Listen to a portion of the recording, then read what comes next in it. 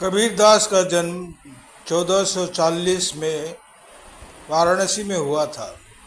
उनके पिता का नाम नीरू था, जो एक मुसलमान जुलाहे थे, और उनकी माता का नाम पता नहीं है।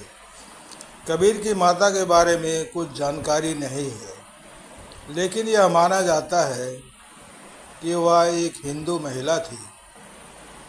उन्होंने हिंदू और मुसलमान दोनों धर्म के सिद्धांतों को अपनाया था। उन्होंने अपना जीवन गरीबी में बिताया और जुलाहे का काम किया। कबीर ने अपने उपदेशों में हिंदू और मुसलमान दोनों धर्मों के बीच एकता का संदेश दिया।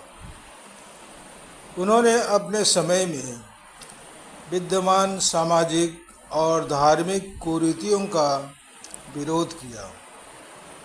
कबीर की मृत्यु 1518 में मगहर में हुई थी।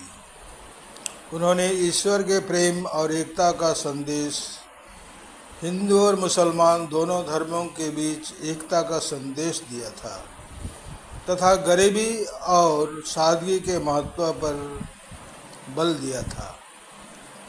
उन्होंने सामाजिक और धार्मिक कुरीतियों का विरोध किया था। कबीरदास का सामाजिक दोहा है, जाति न पूछो साधु की, पूछ लीजिए ज्ञान। यह दोहा समाज में व्याप्त जाति प्रथा के खिलाफ एक मजबूत संदेश देता है। इस दोहे की रचना कबीरदास ने अपने समय में विद्यमान सामाजिक और धार्मिक कुरीतियों के विरोध में की थी। कबीरदास ने अपने उपदेशों में जाति प्रथा का विरोध किया और लोगों को ज्ञान और आध्यात्मिक ज्ञान की महत्ता को समझाया। एक कहावत है, एक बार कबीरदास को एक हिंदू मंदिर में प्रवेश करने से रोका गया था, क्योंकि वह एक मुसलमान थे। तब कबीरदास ने यह दोहा कहा था।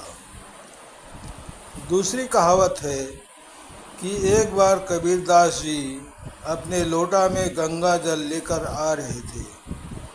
तभी उसको एक साधु मिला जो बीमार था। कबीरदास जी ने कहा, महाराज जी, इस लोटे में गंगा जल है, पी लीजिए, आपकी बीमारी दूर हो जाएगी। तब उस साधु ने कबीर से पूछा कि तुम किस जात के हो?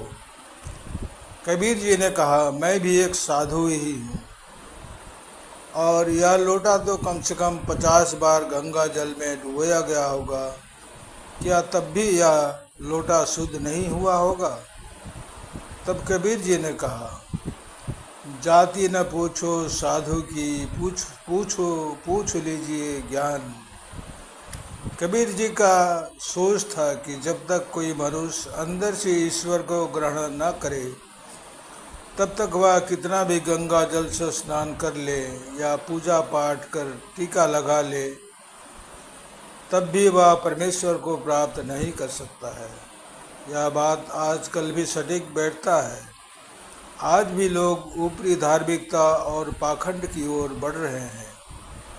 किसी भी धर्म में ईश्वर को मानने वाले प्यार को ही बढ़ावा देते हैं। मैं कबीरदास जी के समाधि मगहर गया था और वही प्रेरणा से यह लिख रहा हूँ। वहाँ कबीरदास जी का दरगाह भी है, मंदिर भी है। कबीर जी जैसे महान शख्स अपनी विचार तमाम रचनाएं लिखकर छोड़ गए, पर इसका कोई असर बहुत लोगों को नहीं पड़ता है। यह मैं इसलिए कह रहा हूँ कि कबीर जी के मज़ार में ही एक शख्स मिला था। उन्होंने बताया कि यहाँ कई बार यूपी के मुख्यमंत्री आ चुके हैं और भारत के प्रधानमंत्री भी आ चुके हैं। वे केवल घूमने आए और जनता के पैसे खर्च कर चले गए। कबीर से कुछ सीखे नहीं। अगर थोड़ा भी कुछ सीख लिए होते तो आज ये धर्म युद्ध नहीं होती, पर मानवता प्रेम की बात होती। पर अब मानवता प्रेम की बात तो दूर, आपस में लड़ाई झगड़े हो रहे हैं सभी जगह। मंदिर मस्जिद चल रहा है। समाप्त। धन्यवाद भाई और बहनों।